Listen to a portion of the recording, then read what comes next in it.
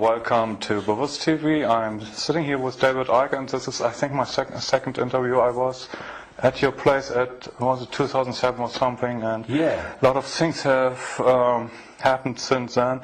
But we have to start from the beginning, so to say, for the audience who don't know you. David Icke, most people know you, but not everyone. And we have to, for starters, we need to talk about what you are associated most with. That is the reptilian agenda, and that we are divine beings, but we are manipulated from beings that are not from here, or what, and that they are actually the royal family, the British royal family is involved with reptilian beings. How does it work? Crikey, on you go. It's something that I've been researching is a hardly applicable word in some ways, because to research means to look for, and you do that, of course you do, but after some extraordinary what people would call paranormal experiences in 1990 and 91, my life has become, since then, this synchronistic series of coincidences which have led me to, and even brought to me really,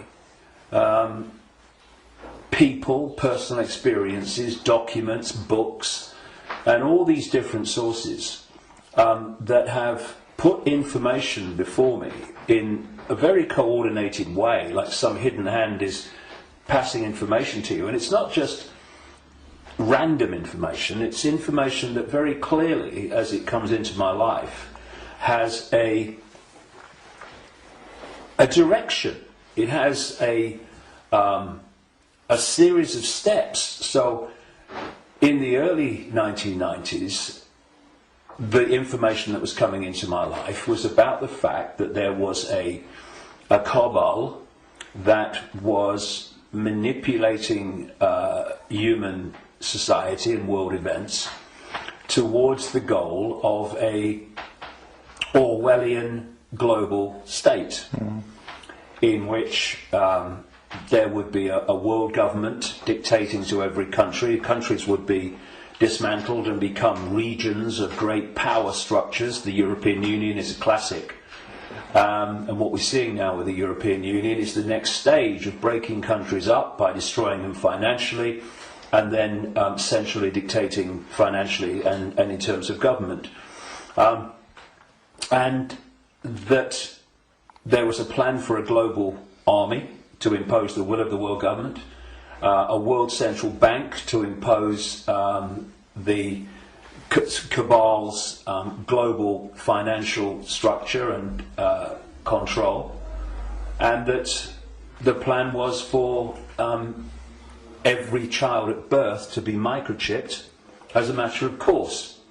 Now that was kind of whoa enough as the information came, and of course with the passage of the years this has been confirmed more and more by the fact that it's happening. Then there was a phase in the mid to late 1990s when, while that other information continued, and has continued to this present day, another, if you like, parallel and connected series of synchronistic situations happened in my life which brought information to me, and this related to the fact that the network of families which go back to the ancient world that are behind this control system I've just described and its ambitions actually take a non-human form, a not just reptilian, though that seems to be the dominant one, but, and I moved on from that too and gone into other levels of it beyond that. But that there is a non-human force behind this attempt to lock down the world. And then from about 2002, 2003, right to the present day, all these continue, once they come into my life, these different areas, they continue together. That's why I work 12, 15 hours a day, keeping up with it. But This third phase, from about 2000, 2003, was the most important. Because without this, you can't really understand the rest. And that was about the nature of reality, the illusory nature of what we call physical reality, the fact that solidity is delusional, and that we live in a holographic, illusory physical reality, which is only one level of many multi-levels of this reality, which operates on a waveform level, vibrational level, it operates on an electrical level, it operates on a digital level, and it operates on the holographic level, which we in the conscious mind perceive as the world. And to appreciate that when I look through my eyes, another illusion funnily enough, which is why when people have near-death experiences, they leave the body and they're looking down on the body with the eyes, but they're still seeing. So, I mean, the scale of illusion in our so-called physical experience is extraordinary. I mean, and we've not got to the bottom of it yet. But it is that when I look through my eyes, shall we say, that people think that they're seeing everything there is to see in the space that I'm looking at. No, they're not. They're seeing a tiny band of frequency called visible light, which is so tiny it is ludicrous.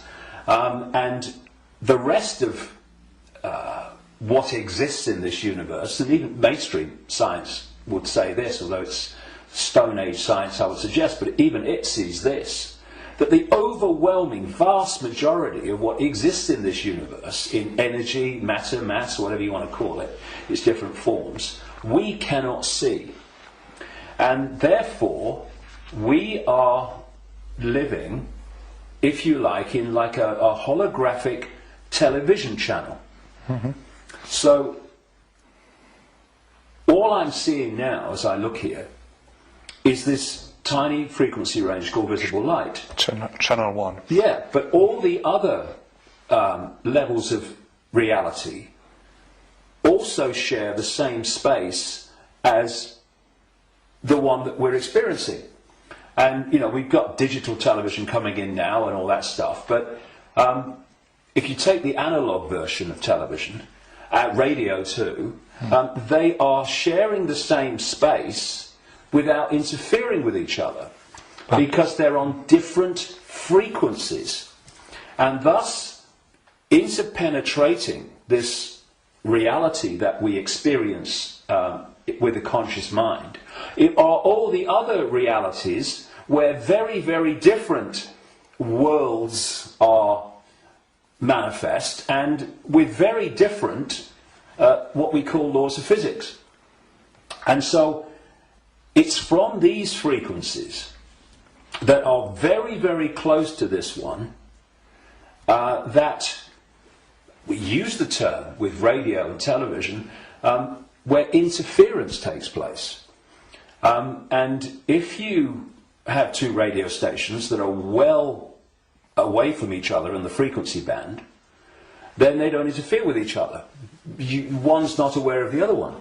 But you get two frequencies that are close, and you can get, it might be dominated by one, but there's interference from the other. Why? Because the frequencies are very close. Well, these manipulating entities, forces, shall we say, operate from a frequency band that's very close to this one, but not this one. So, but they might not see them, but they might be here. Well, let's give an example. You'll see stories of UFOs appearing out of nowhere and disappearing into nowhere. You'll hear stories about people saying this entity appeared out of nowhere and disappeared into nowhere. Well, they haven't disappeared. And they haven't appeared out of nowhere.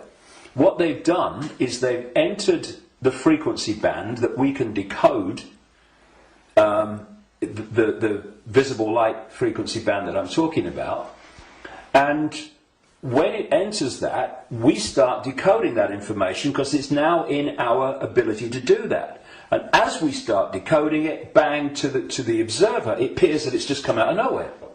And then it leaves that frequency range, and to the observer it's disappeared into nowhere. It hasn't. It's just left that band that we can decode, which is tiny.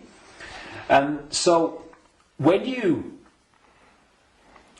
I find this particularly compelling when I go around different ancient beliefs and explanations of what's happening, and you find that although they're using different names, they're telling the same story.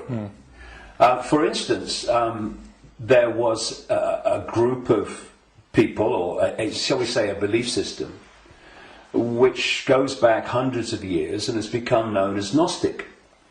This was the belief system of people that ran the great library of Alexandria, with Hypatia, who was slaughtered by a mob inspired by the Roman Church, because that library carried information and knowledge that would have, as it circulated, demolished the Roman Church's version of everything. And it was challenging the Roman Church version of everything. And what's interesting is whenever you come across the Gnostics' belief system expressing itself, you see it's followed by slaughter, suppression, and the destruction of that knowledge.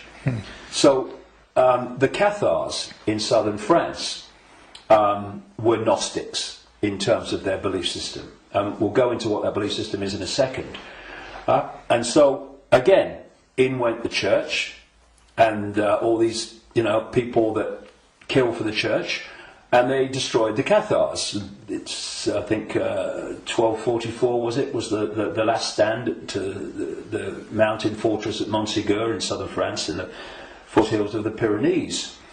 And again, it's not just we slaughter them, but we destroy their knowledge.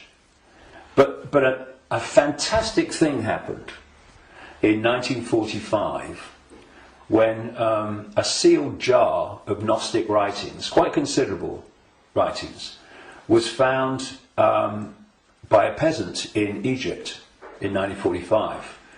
And they describe much of the Gnostic belief system.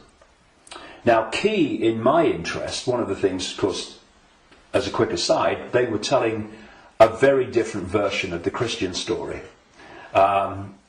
And we might get into that because it's relevant. But the key thing for me was that around a fifth of these texts were about a phenomenon they called the archons.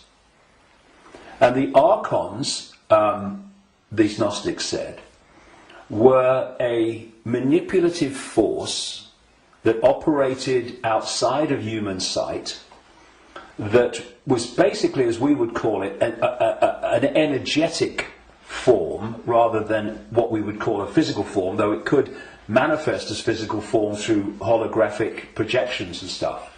And these writings even talked in their own way about the illusory nature of this reality.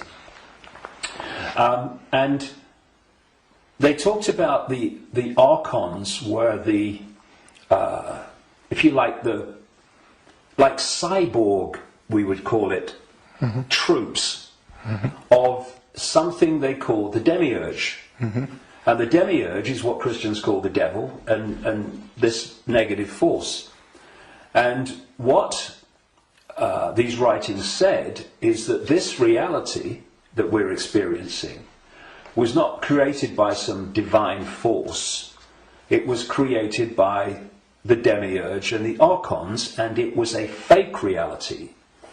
And that they manipulated by accessing the human psyche and manipulating humans' perception of reality. And there was some very, very interesting things that they said about the archons. And one was that they lacked the ability to express the creative force. I would put it like this: if you gave them a blank sheet of paper and said create something like a reality, they couldn't do it.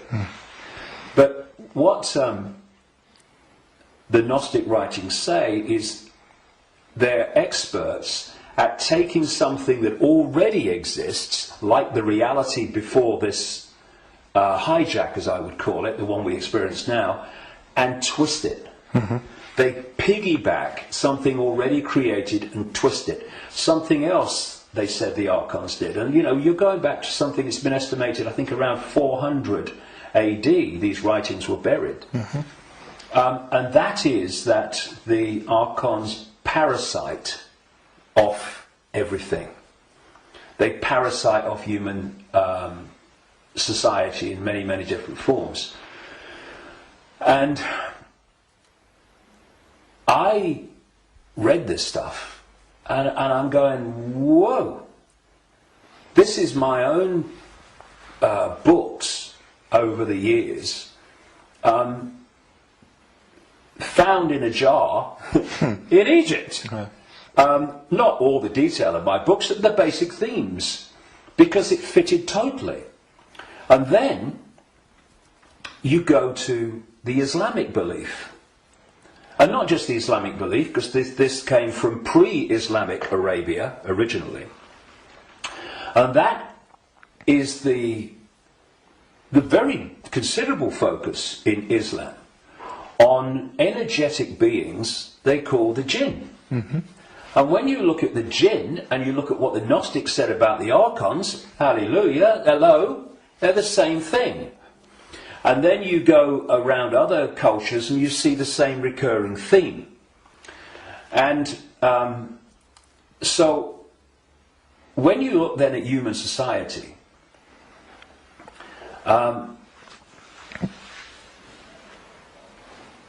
who creates, what is the creative force within human society?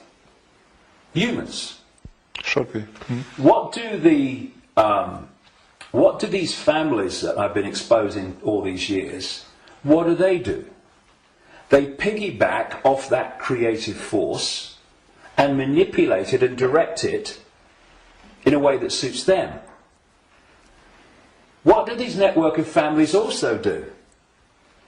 They parasite off human effort, human labour, human energy, human creativity.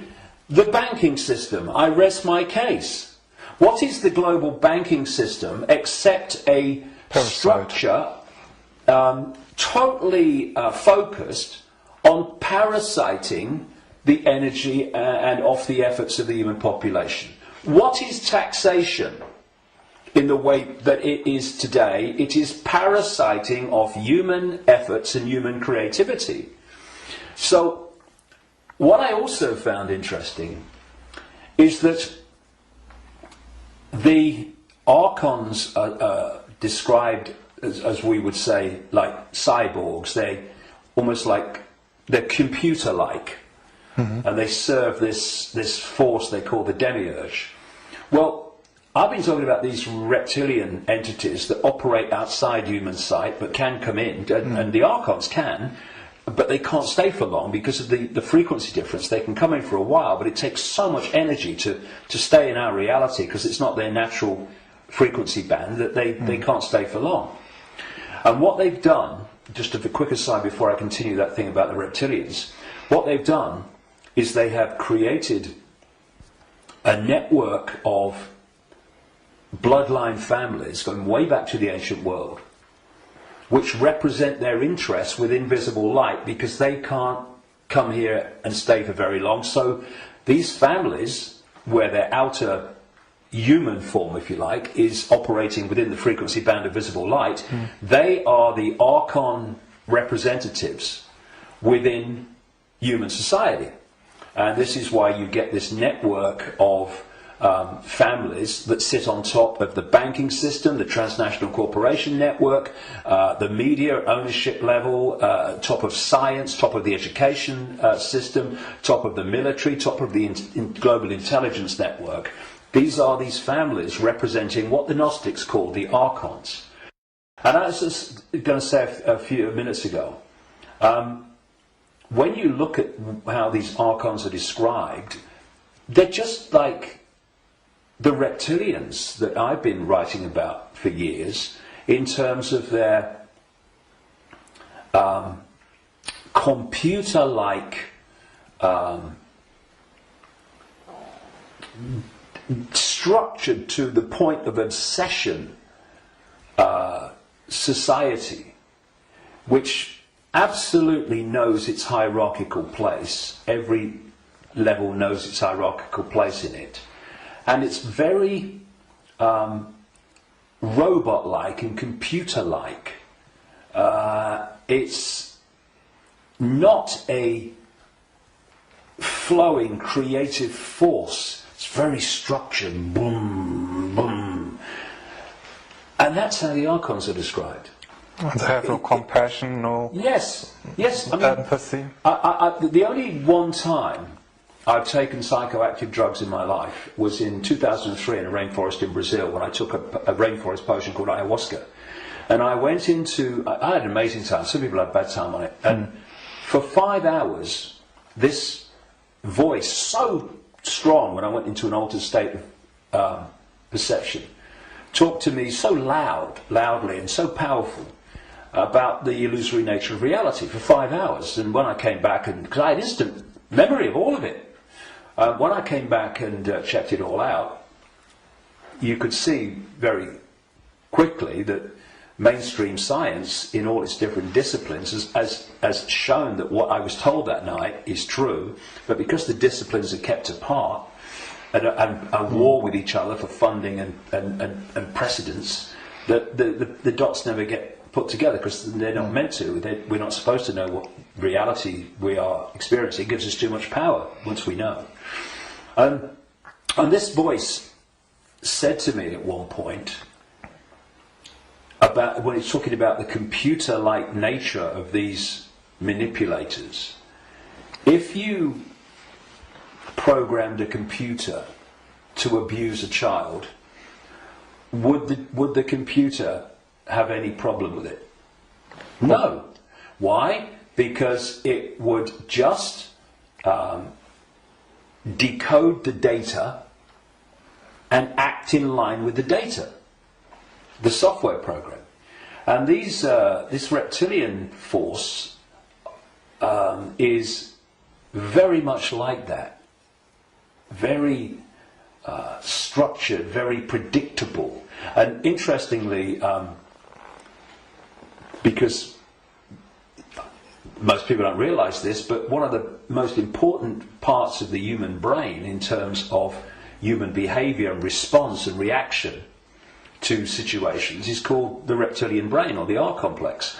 And when you look at the traits of the reptilian brain within the human brain, of course other parts of the brain balance that out, or should do, but when you have more reptilian genetics, those traits of the reptilian brain are obviously more extreme and more pronounced. And one of this is mainstream science, one of the key traits of the reptilian brain is obsessive ritualistic behaviour. And what is ritualistic behaviour? It's following the same pattern, day after day, week after week, repeating repetitious behaviour. Now, this is robotic. And so you've got the reptilians described in those terms, the archons described in those terms, etc. And these forces are different expressions and names for the same thing. Now, one of the manifestations of this network of bloodlines that represent this archonic reptilian force within human society is the royal families going back to the ancient world, and the aristocratic families that surround them. Why? Because where did the idea that certain bloodlines should be king or queen of a people, and you have this hierarchy, because this is the other thing about reptilian genetics and the reptilian brain, it's obsessed with hierarchical structures of power. Look at our world. Look at the royal families and the aristocracy. It's absolutely rigid with hierarchy. Everyone knows their place. You're a viscount, you're a baron, you're a lord, you're a king, you're a prince, and all this stuff. Yep. This is the human expression, or the partly human expression, because they're hybrids, of the reptilian archon obsession with hierarchical structure manifested in our world. Because what they're doing is bringing that archonic reptilian reality into our world and making our world like theirs, more and more and more. Now, we had this thing, of course, going way back, which goes under the title of things like the divine right to rule. And what is that? That's the right to rule because of your bloodline, because of your DNA. And we have the ancient emperors of China claiming the right to be the ruler because of their descendants from the serpent gods. And the association between the serpent and the snake with royalty and royal families and royal bloodlines, just follow it back. And so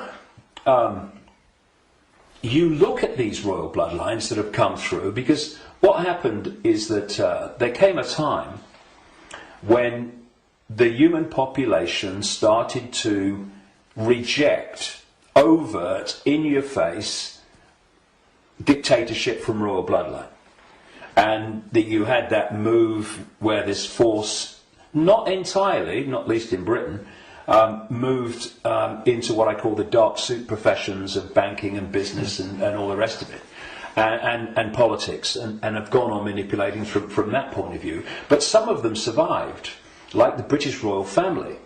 Now, if you want to see a group of people that are so obsessed to the extreme, not just with hierarchy, but my goodness me, they are.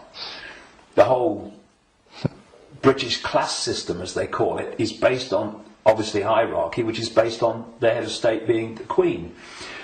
But you want to see a group of people who are obsessed with ritualistic behaviour. Look at the royal family. She goes to the same palace at Christmas. She goes to the same palace in the summer.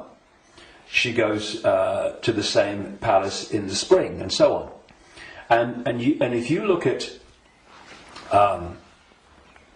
the royal year, it's ritualistic. It's a hamster's wheel, repeating. And then, and we've seen in the week that we're talking, 60 years, the Queen Elizabeth, 60th year on the throne, the Diamond Jubilee. It's really been in our face in the last few days, and I've watched as much as I can because I wanted to follow the ritual. But, you know, Britain is famous for what is called pomp and ceremony. You know, the guards in red jackets and black hats, you know, like, you know, need a haircut, marching up, changing of the guard, and then you've got people in breeches and all this stuff. It's unbelievable. But it's not pomp and ceremony. It is ritual, repeating ritual. So if, you know, I'm saying, and I've said for years and years and years, I've been saying it this week as this has unfolded, that the British royal family, and the royal families of Europe too, but the British royal family is an expression of this hybrid bloodline which represents these other dimensional forces within human society. And I've described how these other dimensional forces operate, their mentality, how they structured. And you look at the British royal family alone, and it's absolutely a mirror of the very traits that the Gnostics, etc., have spoken of in terms of this archonic other dimensional force. You know, it's very challenging, obviously, for people that have not researched this and not been through the experiences that I've been through in terms of things that I've seen and things that I've experienced and things that I've read and researched. And also because from cradle to grave we are given a certain version of reality. Boom! You know, education system, peer pressure, media, all the way through, to actually go and encompass the possibility of what I'm saying. But you know, it's like Gandhi said, even if you're in a minority of one, and I'm not anymore, far from it, but even if you're in a minority of one, the truth is still the truth. And it doesn't become an untruth because people can't find the capacity to see it's possible. It's just, you know, people say, that's impossible, that can't be done, that's crazy. But what are they doing? They're just looking at something from a certain point of observation. And if their point of observation has been just to take in the programming that's imposed upon us from the first moment we become conscious in this reality, then they'll see it in a certain way and they'll say that's crazy. But if you spend 22 years researching it, you're looking at it from a completely different point of observation, and to you it's blatantly bloody obvious. And it's bringing those two points of view together that's the challenge, because what is happening in the world and what's behind what is happening in the world is so massively different, fundamentally almost indescribably different to what we're told is happening, that's the chasm that is probably more than anything else the greatest defence vehicle that this conspiracy has. It is so extraordinary that people think it's not possible, and anyone that talks about it must be crazy. But it is changing. All right. On the other hand, I just wanted to ask that people waking up and people are coming to your lectures now to the thousands, and you have full halls, and you want to do a big event in the Wembley arena with probably thousands of people. So it's important, if you know all these things, that they're pretty frightening, that we are being manipulated for thousands of years. On the other hand, we are divine consciousness, you said, and we just have to change our perception. What can we do now that we know that we are being manipulated? How do we get out of it, and can we get out of it? Well, you have to go deep in the rabbit hole for this, and of course you're constantly going deeper or trying to go deeper, but see, there are many aspects to this. When again you scan the ancient world, including texts that came through to be things like Genesis and the Bible, there is another common theme, and that is that there was an interbreeding. I'm sure it was direct interbreeding, but interbreeding. There was genetic manipulation of the human form. And this is my view, after 22 years of researching this and the information coming to me. Before this force hijacked our reality, humans were very different, and it's so different. I won't call them humans, I'll call them earth people. And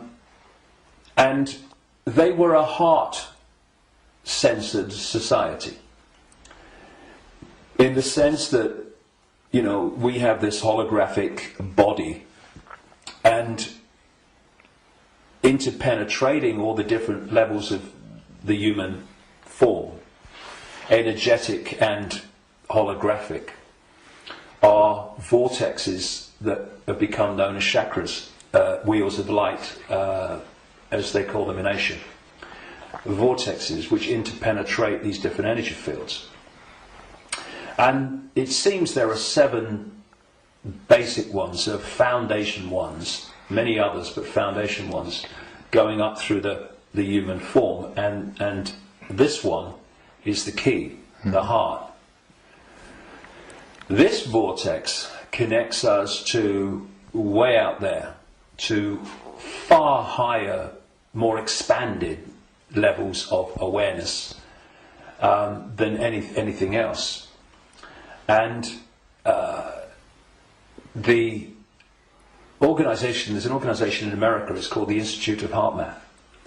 And they research the power of the heart. Heart math. Yeah. Sounds good. And they've been doing it for a long time now. They have found that the most powerful electromagnetic field in the body field of electromagnetic fields is the heart.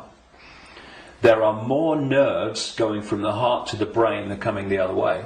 Mm-hmm.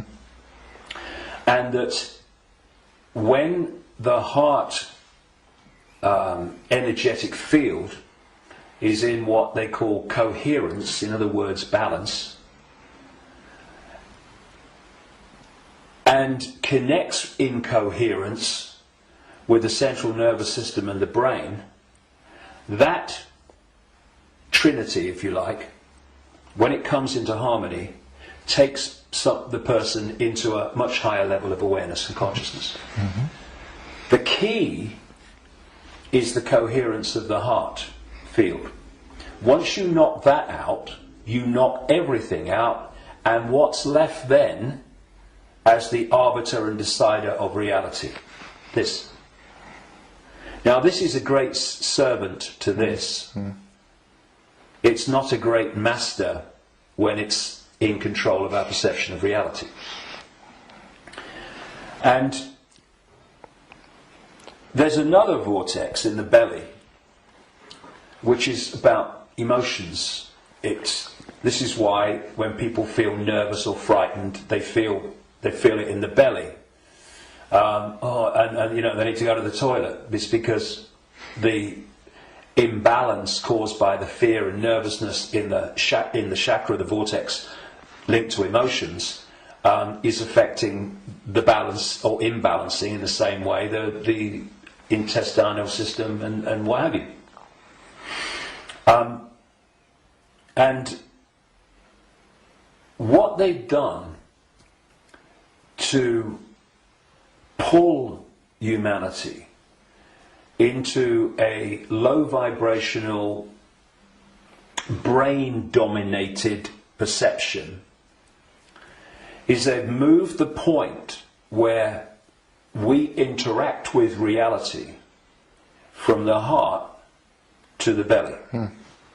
They've done it genetically because, as I said in my last book, Remember Who You Are, I'm saying that on the level of human DNA that they call junk DNA, which is anything up to 98% non-coding DNA, they call it junk DNA because they don't know what it does. Well, some cutting-edge scientists, not least in Russia and some in America, are pointing out that actually within so-called junk or non-coding DNA is a language, and it's a very it's a language that you can see and you can uncover, and it operates very much like human language. It has many of very closely the traits of how human language is sequenced. This is how this language, as they call it, within so-called junk DNA is sequenced. And they're talking about the fact that the human language, which is what? Vibrational fields. That's what it is. We hear the words, but only when the brain decodes them. What's passing between me and you now is not the words and what people are hearing. What's passing between me and everybody is not words. It's a vibrational information field generated by my vocal cords. People are only hearing the words when they decode that information. So everything is vibrational waveform at its base, even language. DNA is waveform, like the body is waveform in its base state. And they're starting to uncover this language, and it fits absolutely my contention that part of this genetic manipulation was to put into junk DNA what I call biological software programs, and they are basically perception programs. So if you put a disk into a computer and the computer starts to read it, on the screen, the computer's symbolic perception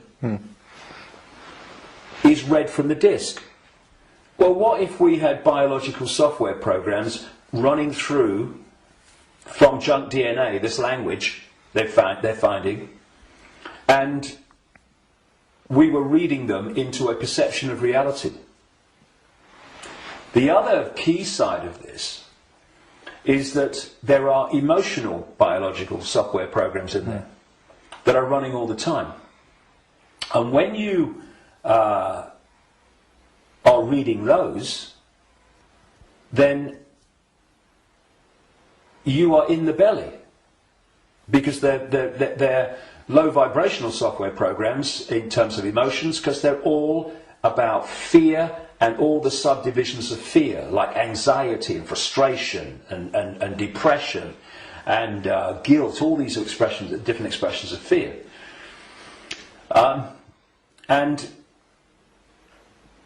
if we do not open our minds, I call this the human body-mind computer, biological computer.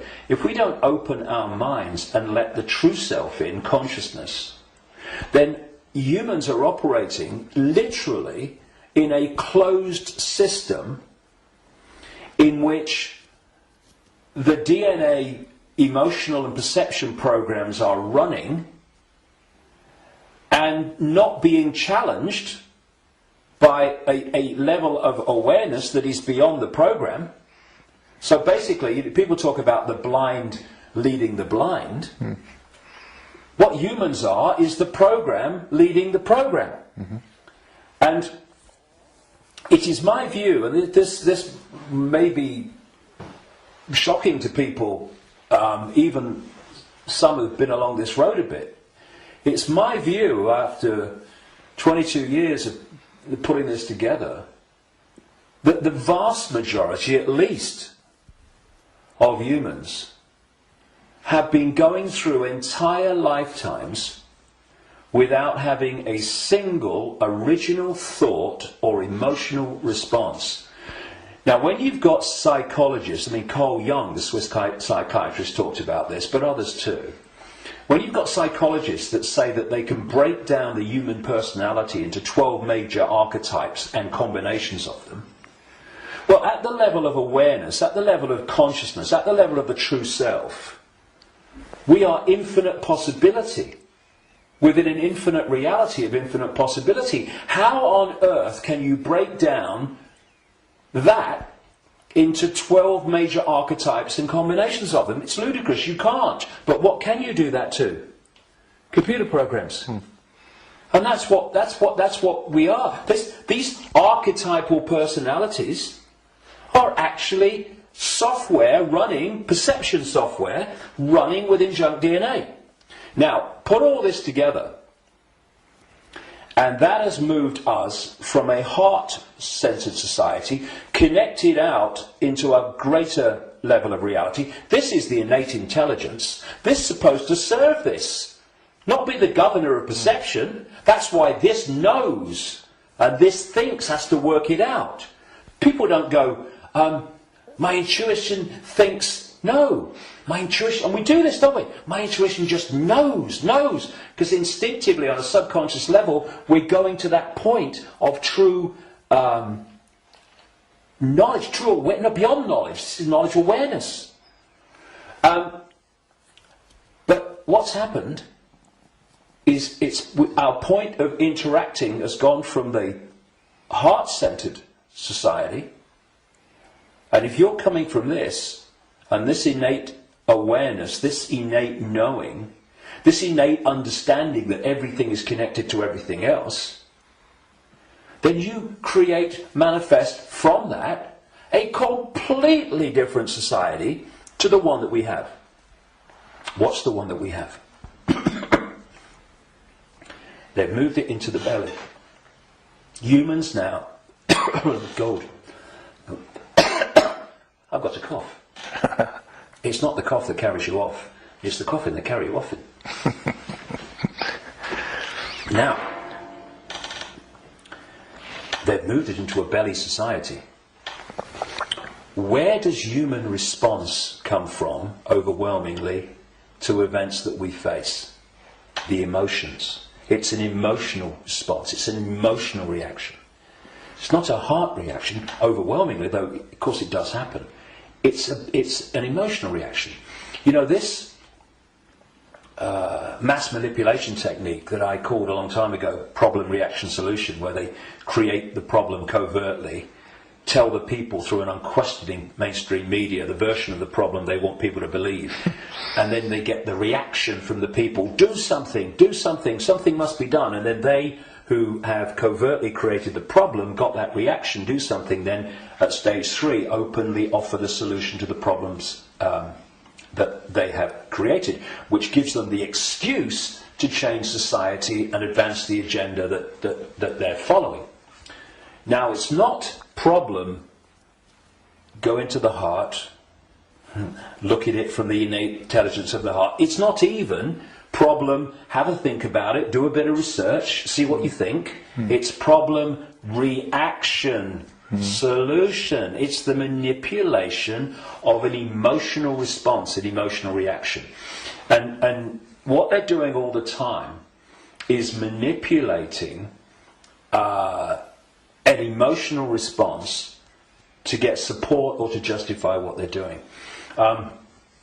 So, for instance, they'll tell you that Gaddafi was killing his own people and what have you, because they're looking for an emotional response. Oh no, we've got to stop him killing his own people. What they don't tell you, of course, is that the rebels were actually put in there, funded and armed by the NATO alliance to cause the problem. And then when Gaddafi's troops start reacting to what they're doing, shooting back at being shot at, then suddenly, oh, look, Gaddafi's killing his own people. Reaction, oh yeah, we've got to stop it. So this is happening all the time. You know, 9/11, ooh, that was, look at 9/11. And those horrific pictures and the towers coming down. Did that take us to here? No, it took people here. And from this gut, what would you say? Gut reaction. You know how many, people say, what does your heart tell you? What does your heart tell you? Right? But how many times, instead of going, what does your heart tell you? What do we say? What does your gut tell you? Emotional response, emotional reaction.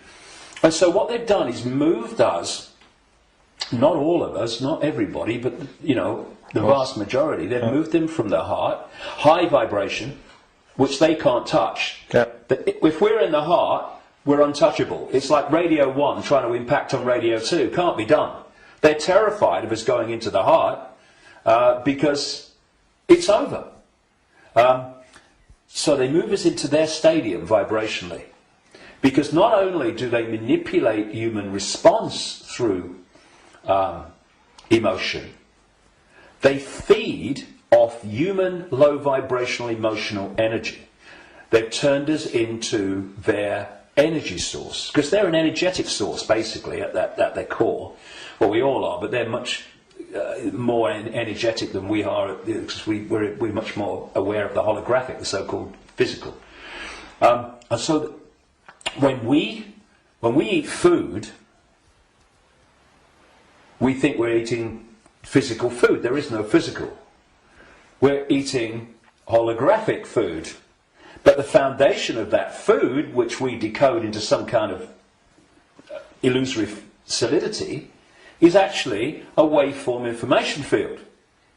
All that these entities do is they feed, they get their energy source, not from a sandwich and a cup of tea, but directly, energetically. They absorb energy in its waveform. And so when we generate low vibrational human emotion, that emotion is resonating within the frequency. That's why we can't see it. We can feel emotion, but we can't see it. Because it's vibrating within another frequency band beyond visible light. And that's the frequency band that these archons, reptilians, overwhelmingly operate in. So every time we generate fear and all its offshoots, we're feeding them energetically. So you get a war, a 9/11, a global war, and you get an economic crisis where parents now in Greece are giving their children away or selling their children because they can't afford to feed them. Can you imagine in that one incident with one set of parents how much is generated here emotionally from the horrific? I can't even think about it. Imagine what it must be like. And that's just two parents. You get that operating. Look at the world. Look at the world every day. All over the world, in all its different expressions, how emotional energy is being generated and produced by the circumstances that society has been structured to create. It's an orgy of energetic vampiring. When Morpheus in the Matrix held up a battery and said the Matrix is a computer-generated dream world made to turn humans into one of these, that is a profound truth, because that's what we've become. Not so much batteries, though that was a good symbol, but actually generators, power stations, generating this energy. So we have this situation, if we bring these strands together at this point, in my contention, that these perception programs are running through junk DNA, and the emotional software programs, biological software programs, are running through non-coding junk DNA. And as those programs are running, and as society is structured so that it generates situations, in computer terms, data, that trigger those programs, and bring them to the surface where they're more impacting upon our behaviour and responses. You are locking humanity into this closed system where the program programs the program, and you're also pulling people from the heart, high vibration, down into low vibrational belly emotional vortex, which is pulling humanity into the predator's vibrational stadium, and in doing so they are able to trawl and vampire the energy that emotional state and response is constantly generating. Now, I've talked for a long time from your question, what can we do? Because that background, I suggest, was fundamentally necessary. So what do we do? What can we do? It might sound trite and all the rest of it. I mean, because what we've got to do, of course, is we've got to stockpile weapons. We've got to create human armies to fight against them. And we've basically got to try to do all the things to them that they do to us, right? And where does that take us?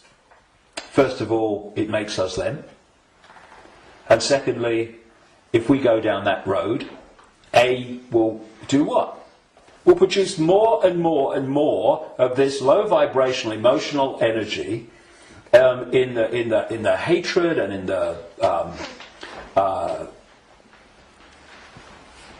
the anger that we produce. And we will also, if we go down that road, we will have symbolically weapons that manifest as a pop gun against state-of-the-art weaponry. So, although it's very macho and very, we've got to fight. I love Tony Blair once, he said, we've got to fight for peace. Sorry, can I just have some time to work that out in a darkened room, please? And it is something that, when you look at it, is very good for the macho, we've got to fight him. But as a strategy of bringing this down, is doomed to failure and disaster because it's playing the game they want us to play. And if you're in that macho mode and you think the whole spiritual side of things and stuff like that is namby-pamby, airy-fairy and a bit, soft, then what I'm going to say will make no sense. But if we are going to bring an end to something that has been created and perpetuated by something happening, then we can fight that something, or we can remove that something. And if you've got your finger in, a boiling pan of water, well, you can turn the gas off, or you can literally take your finger out. In other words, instead of finding a solution to the problem, turning the gas off, not really a solution, your finger's still in there, you remove the cause of the problem. The cause of your problem burning in the water is because your finger's in the frickin' water. So remove it. Done. And if you look at any situation that we want to change, you will always find that removing what has caused the problem is always far more effective than finding a solution to the problem that you caused. And so, we have this control system, we have this constant and gathering, expanding imposition and dismantling of people's lives financially in all these different ways. And we can say the solution is to fight the system and get out on the streets and fight and all this stuff. Or we can say, what has caused this reality that we are experiencing? So why not remove the cause of the problem? And this is not about fighting. It's not about macho man responses. It's not about shouting loud. It's about changing the way that we interact with reality. And in doing so, stepping out of the influence of the programs that have been running human perception and emotional response throughout known human history, and are creating the world that we live in. Because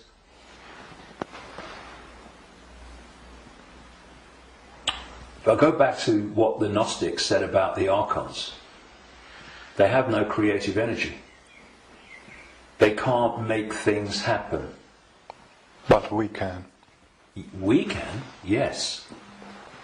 Which is bringing us to an interesting point. We can manifest. What this manipulative force has done has programmed humans to use that gift of manifestation to manifest what they want.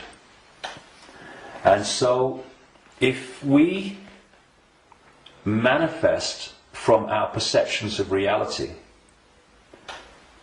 then manipulate their perception of reality, and they'll manifest what you've manipulated them to perceive as reality. So, I see people challenging war and conflict when their own lives are full of conflict. Now, we live in a holographic reality at this conscious mind level, and there's a very unique and fascinating trait and characteristic of holograms and holographic reality. Every part of the whole is a smaller version of the whole. So if you take, for instance, in the holograms that you buy in the shops, if you take the waveform holographic print, which is on the print in waveform information. And you cut it in 4, and you fire the laser, which reads that information in effect, and brings the 3-dimensional holographic image projecting from the waveform information on the photographic print.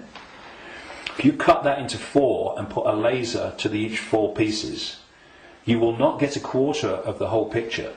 You'll get 4 quarter-size versions of the whole picture. And this is why, or explains why alternative forms of healing, like reflexology and acupuncture and others, can find points on the ear and the feet and the hands and all different parts of the body that relate to the body as a whole. Thus, reflexologists can work on a part of the foot and impact upon the heart or the liver, depending on where they're doing it. And I've known and talked to reflexologists and people like that over the years, and they know it works, but they're not sure why it works or why there are points on the foot and the ear and everything that relate and impact upon.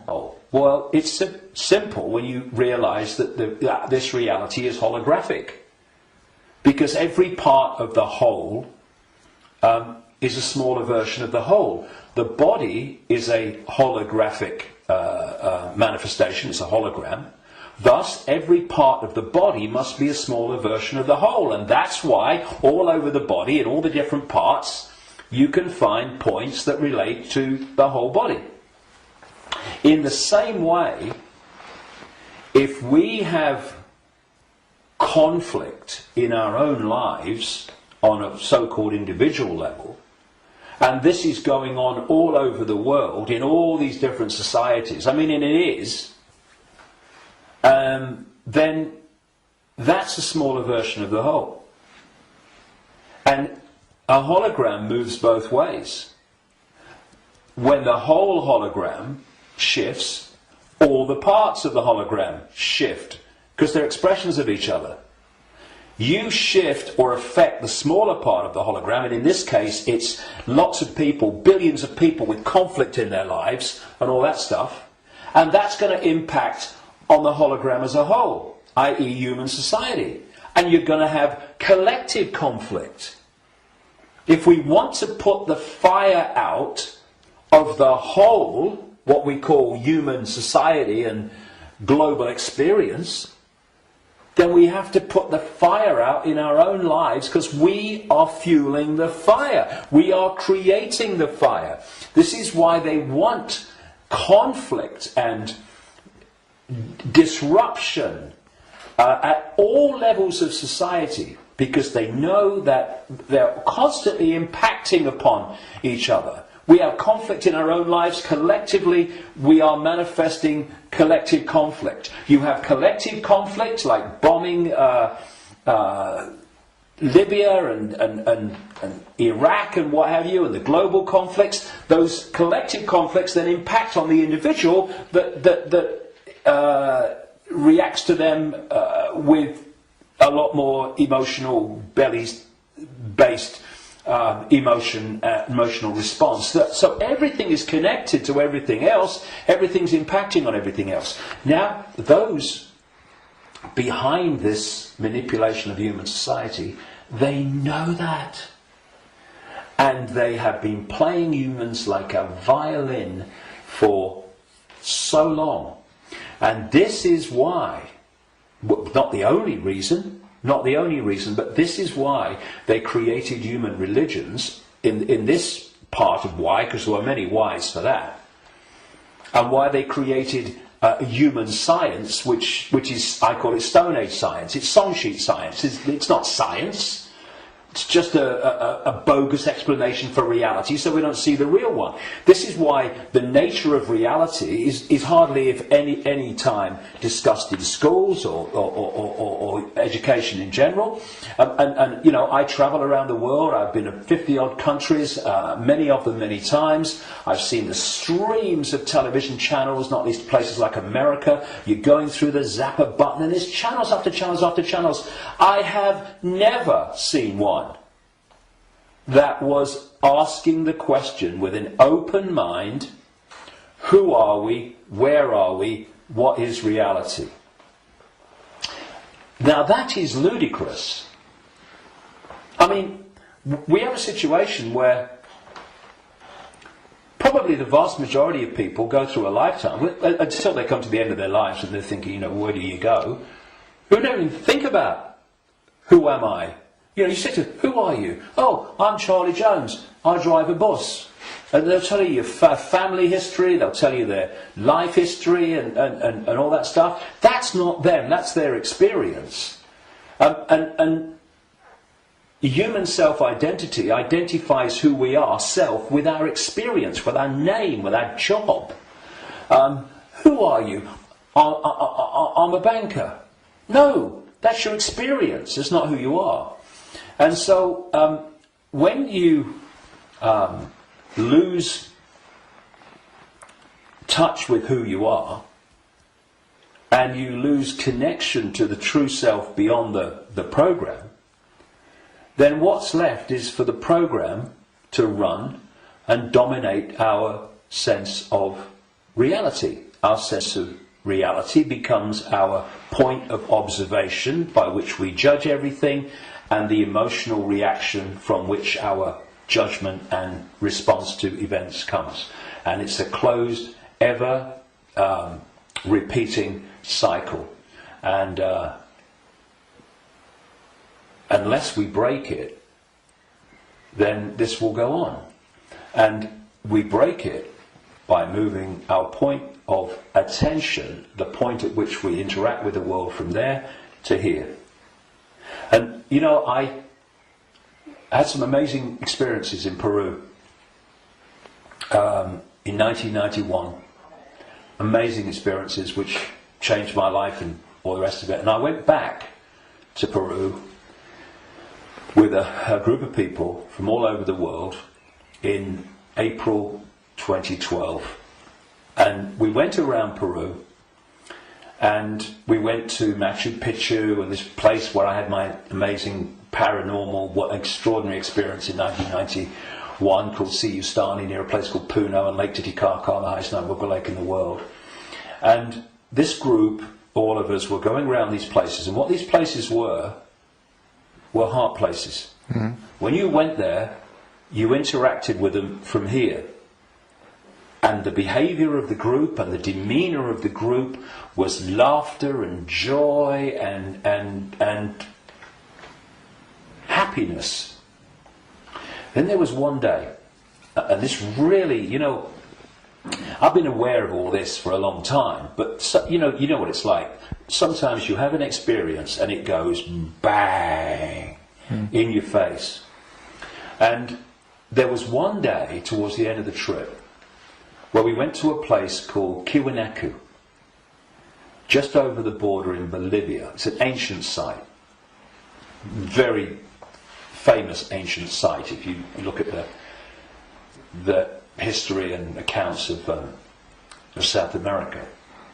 And if anyone thinks that human awareness, human emotion, human demeanour does not impact upon the energy field that we're all interacting with, they should cross the border between Peru and Bolivia at this place where we did. You walked across a bridge across a river, and one side was Peru and the other side was Bolivia. So once you crossed into Bolivia, whoa, doom, you're right? back.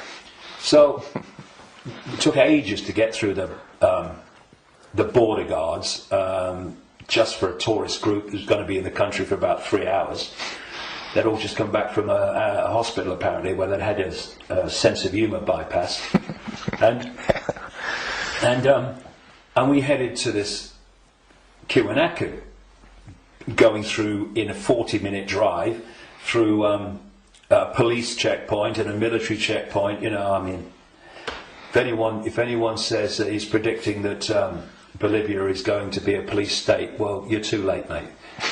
Anyway, we get there, and it was horrible, Kiwanaku. It was big time here, right? And I felt this in many places around the world, and they've all been connected to human sacrifice and rituals involving these entities operating in other levels of reality, but interacting with this one. This is what satanic rituals are.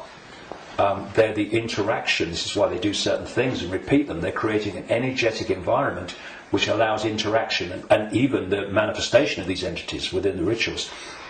This is what sacrificing to the gods was all about in the ancient world.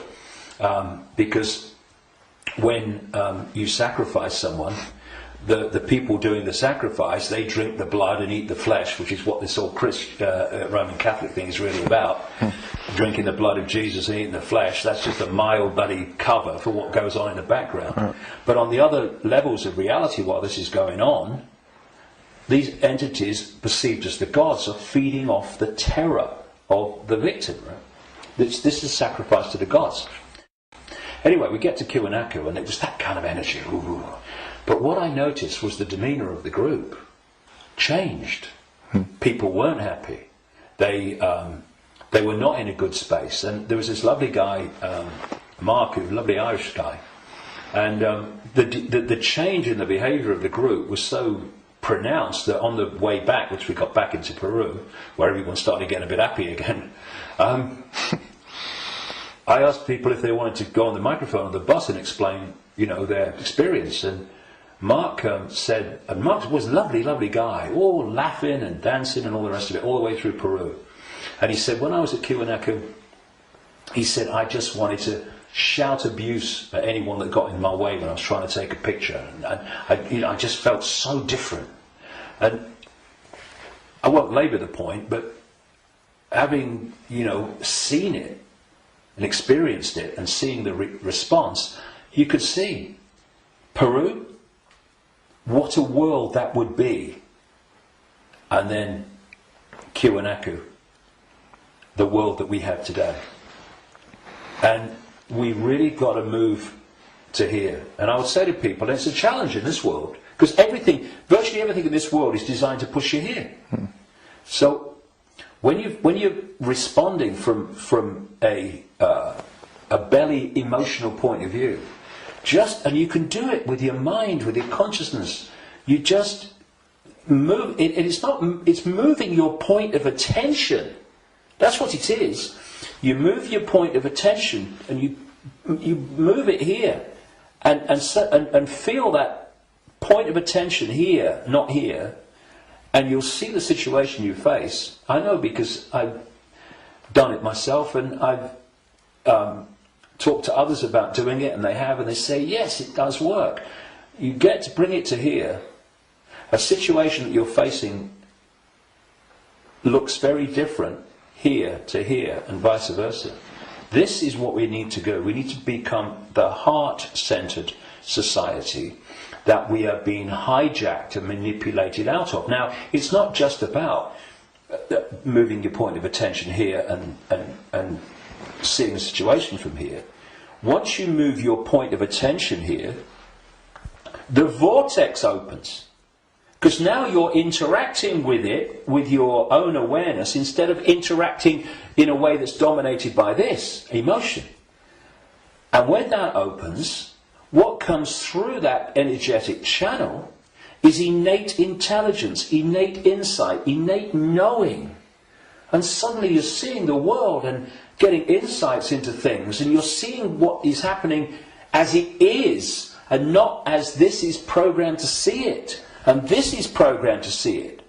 You see, the brain, isolated from the heart, works in unison with the emotional chakra, and these two in unison, crikey, they're a bloody nightmare. Look at everything about human society that you don't like. These two buggers working in unison are where it comes from. So This. we go there. You see, this, I'm talking about these emotional and perception programs that I say are running through junk DNA. Once the heart is no longer impacting in any way significantly on our sense of perception, on our sense of reality and all the rest of it, our sense of response, then the brain becomes the governor of our what? Perception, which is dictated to the brain once this is out of the way, which can override those bloody programs running through junk DNA. Piece of cake. You know, this is where the power is. This is what they're terrified of. So once that's closed down, this is what's done by the program and the way society is structured, then this becomes the governor of perception. And what it is doing, it is decoding as a sense of perception the perception programs running through junk DNA. And that perception of something becomes an emotional response to something, and this is an emotional response from the programs running through junk DNA of the emotional programs. So here's your, if you like, your holographic manifestation of the perception programs of self and the world and reality running through, and here is your holographic expression in response and reaction of the emotional programs running through junk DNA. And these have created the world we don't like. They've created the ability of the few to dictate to the vast majority. Because this will never see it. This will never get it. Except up to a point. This can get to a point where it can see the names, dates, places, Bilderberg group level of engineered wars level of what's going on in the world. But seeing where that is coming from, what's behind it, you've got to go into here. Because if you don't, you can't get into the rabbit hole. Because this can only go so far. And it's my view, and in my experience anyway, that if you are an expert in 9/11, in engineered wars, engineered banking scams, manipulated political nonsense, then you are still walking around the outer rim of the rabbit hole. You've not even entered it yet. Because it's still the movie. This holographic reality is like a holographic movie, and when a movie has hit the screen, that's it, it's a done deal. You've got to change the movie now. And that's what this world is, this holographic world. Because what the human body computer is doing is taking vibrational waveform information, which is what the five senses do. It's turning it into electrical information, same information, different form, and it communicates that to the brain and the whole genetic structure, in fact, and that decodes it through into the digital and then the holographic. So the holographic, this apparently physical world, is the end of the story. That, in movie terms, is the movie hitting the screen. You ain't going to change it. You won't stand up in front of a movie screen and start shouting at the screen and telling the movie to change, will it? You'll go, people will go, you're mad, mate, you're mad. If you want to change the movie, you've got to change the reel. It's being projected from back here. But that's what we're doing. You know, so many ways that people respond to this conspiracy when they meet it at some level. It's, we must get out in the streets and protest. Well, I'm not saying don't. But that's still trying to change the movie when the movie's hit the screen. If you come back and go deeper in the rabbit hole, and you understand where this movie's being projected from, which is from other frequency bands of reality through the Illuminati families and the Illuminati structure within visible light human society to become the movie we call human society, then you can go back to the point it's coming from, and therefore you can change what's coming. You can change the movie. And that's what we need to do. And to do that, you know, those that And I'm not knocking the 5 sense level of the conspiracy and communicating it, 9/11, manipulating. I'm doing it every day on my website. Books are full of it. We need to know that. But if we only do that, then basically we are seeing the outcome. We are not seeing the origin. And you cannot change an outcome without changing the origin. When I look at so much conspiracy research, good luck to them. You know, everybody that comes and does this, hallelujah to you. Good on you. But there comes a point where we know how the system works in the holographic world. I mean, what's left? Finding out what size shoes Henry Kissinger takes. Yes, on a daily basis as it unfolds, we need to, keep with it. But, okay.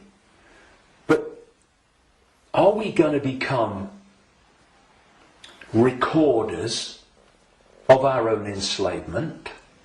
Oh, see, I told you they'd do this next. Look, they're doing it. If we do that, we've moved from not knowing that the prison's being built around us to seeing the prison being built around us.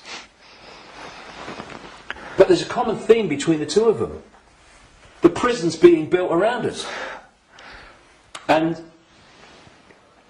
that's fine if people want to do that only. I'm not saying don't do it, but to do it only and ignore where it's coming from, therefore the solution or the removing the cause of the problem. The people who only do that will record and record and record and record their own gathering enslavement and the enslavement of humanity until we wake up. Would you come with me, sir? I ain't waiting for that. We need to change where it's coming from. And for that, there are some major challenges for those in the conspiracy research arena who are dominated by a sense of patriotism and dominated by a sense of a religion.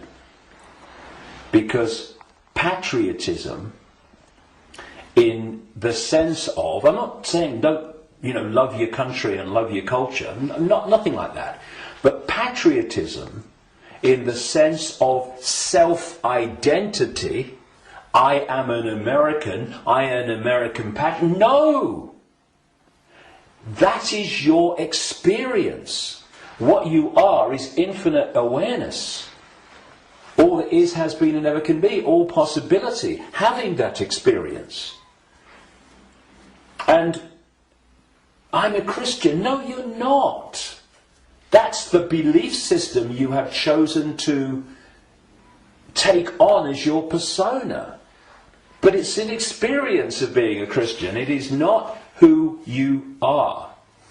And if you self-identify with being a Christian or being a Jew or being a Muslim or being a Hindu, again you are in a self-identity which is self-identifying with something that's not you, and also, and this is in terms of getting to the origin, it means that you are not going to go, I've come across this all the time, me. I mean, I'm the guy that people in mainstream society, they see conspiracy researchers of the 5 sense nature as extreme and crazy. A lot of them see me as extreme and crazy. Because if you think that all you need to know about life and reality is between the covers of two covers of a book written by who knows when, and who knows what circumstances, the Quran and the Bible and all the rest of it, then and what that tells you are and reality is and how it all works, you ain't even gonna begin to go down the rabbit hole into the areas that we need to understand. Because if you do, you immediately realize that your religion is part of the conspiracy. I talked earlier about the archons and this demiurge that this like devil figure, as Christians would call it, that the Gnostics talked about in their texts. Well, that demiurge and those archons, those jinn and whatever you want to call it, those reptilians and all the different facets, they are the force that the major religions worship as God. Yeah. It is the Islamic God, it is the Christian God. Well, I'm being controversial now, aren't I? I have been known to. I don't care. I want the truth, not the popularity contest victory.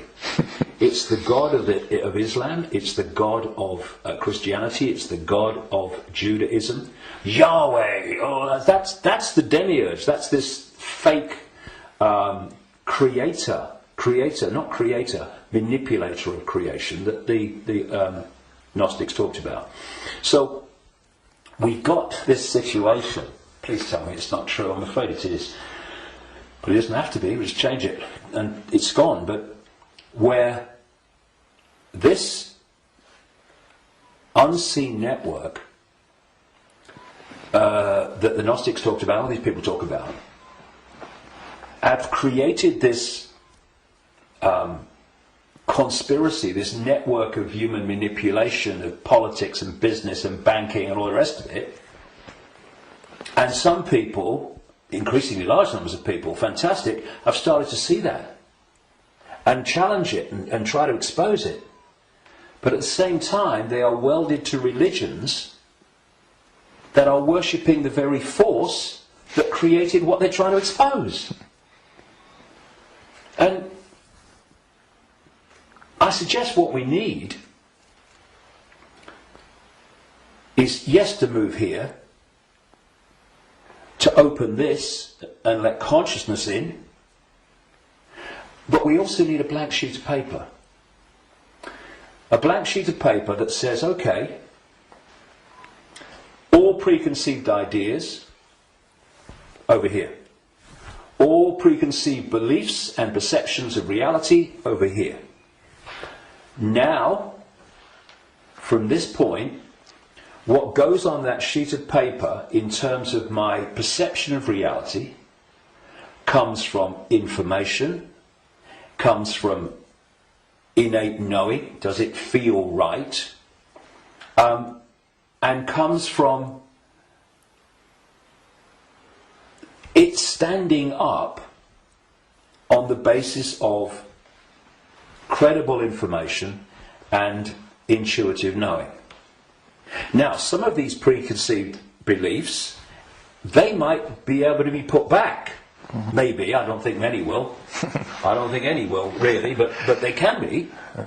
But they're not there on the sheet of paper dictating reality by reflex action. Now, David Icke, he talks about shape-shifting reptilians. He's mad. It's not possible. No, you do not believe it's possible, and thus you are dismissing what is absolutely explainable,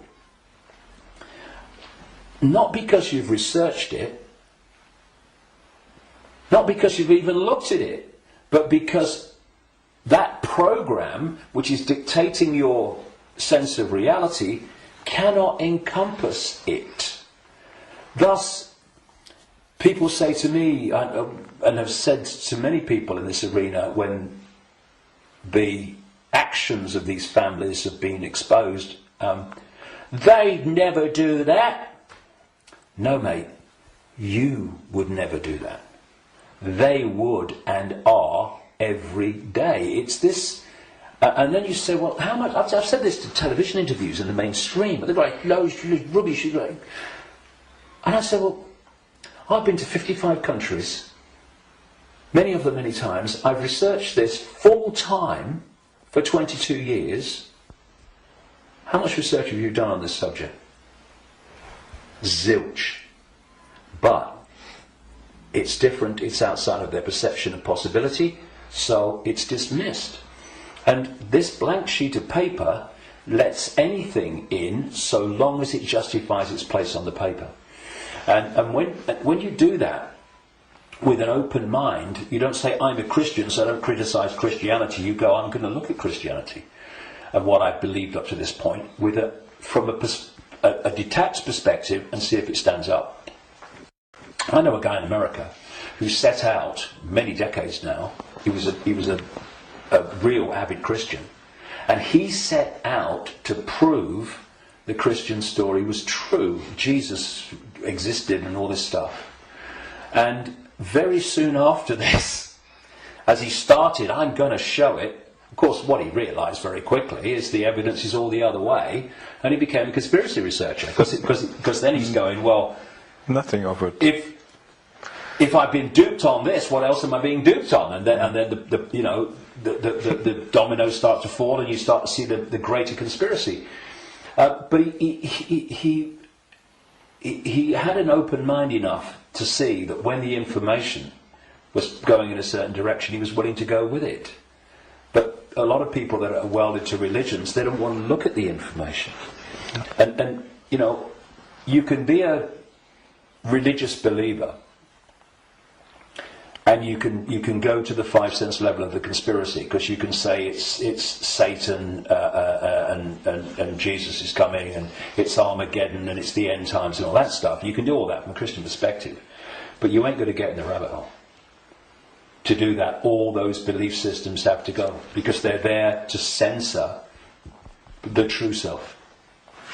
Okay, thank you, David. That's amazing, and a lot of information, and a lot to think about, but the important thing is not to think, but to know, to feel, and we all have the ability and the what humans have. We can change it because we can create, which the others can't. Yeah, so they create through us, and the difference is, and the way to turn this around is to, instead of having our sense of reality manifest as our experienced reality by external forces manipulating our sense of reality, which becomes our experienced reality, we get rid of that influence, and our unique perception of reality becomes our unique experience of reality. Do you think we've got a world worth living in then? Do you think 2012 is a year that a lot of people say then there will be a major change? Do you think that's happening? Well, I've not gone along with that in the way that it's just been described in many ways. I came across a theme almost immediately after my initial stirring awake in 1990, in the spring, when I went to a psychic because I felt this presence around me all the time, and I wanted to know what it was. I didn't tell her, but just if she would pick it up, and bingo, lots of things happened. So, I was going to go out on a world stage and reveal great secrets, and there's a shadow across the door, had to be lifted, had to be told, all that stuff. From that very earliest time, there was this theme that there was a vibrational change, which I would see now as a waveform information change, that was going to have many effects, but two major ones. One, it would awaken vast numbers of people eventually to another perception of self in the world and reality. The less closed-minded would be affected first, but eventually people at that time who were absolutely in the bubble, in the box, would be affected. Well, it's happening. Quite demonstrably, it's happening. And the other effect, major effect of this vibrational change, which way back in 1990 I gave the title The Truth Vibrations because of this, these changes that we was going to bring, was going to be that this vibrational change would bring to the surface all that had been hidden so people could see it. Well, you look about people waking up to another version of reality and self and the world in vast numbers in 1990. You look at all that's been hidden coming to the surface in 1990. You know, what? Look at it in 2012. It's incredible. It's happening, right? But this truth vibrations that I was, as I called it, was going to be something that would get more and more powerful and more influential. And the significance, the greater significance for me of 2012 is that it's not 2011, but it's not 2013 either. However, I think that what we are seeing in 2012, and we'll see more of in 2013, 14, 15, is that we are now reaching a point in this where it's starting to be tangible in its impact. You know, I'm seeing people now within the system, doctors, scientists, people like that, are starting to look and saying, it's all nonsense, isn't it, right? Now this is, so we've reached a point in 2012 where this is becoming more and more tangible. And I think by the end of the year it will be more tangible, you know, because this is an ongoing thing. And the focus on 2012 in a positive way about, you know, this is going to be the Great Awakening. And I don't think it's going to be the Great Awakening in 1 year, but that focus on it, people are focusing on the fact of awakening, and that's bound to impact upon people opening their minds. The negative part about it, of course, is this stuff about the end of the world and all that stuff, which brings, where does that take you? It takes you here. So I think that 2012 is significant in that way. But in 2013, we're going to see the impact even greater, 2014 even greater. And there's going to come a point where this information vibrational change is going to reach a tipping point where it's the dominating perception. And at that point, the House of Cards will come down. And one of the other themes in the last 22 years that I've picked up from many different sources and stuff is that just when the control system appears to hold all the aces and has got everything in place, it's going to come down so fast it's going to be shocking. So for a little while longer, I mean, we're seeing it now, you know, President of the United States every day deciding who's going to be killed in a drone attack and all that stuff without any due process or anything like that. So we're moving. But at the same time, this awakening is moving as well. And, you know, the president and the control system and their agenda and their unfolding Orwellian state, although it's not called that, the facets of it as they unfold are all over the television news and they're in all the newspapers. So people can get the impression, understandably, that that's all going on. Oh my goodness me, look at this. What's not in the papers, what's not on the television, for obvious bloody reasons, is that this is this quiet, well, in terms of people like me, as loud as I can bloody be, awakening, but a quiet awakening with most people is gathering and it's growing.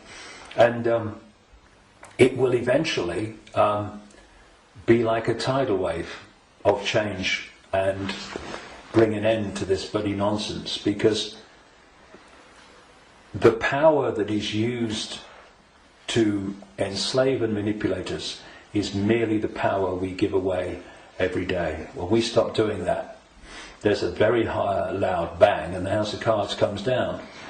But so that's the revolution. The revolution is not stockpiling weapons and hurling abuse and all this stuff. The revolution is remembering who we really are and the power to dictate our own reality collectively and individually that memory brings. That's the revolution, remembering who we are.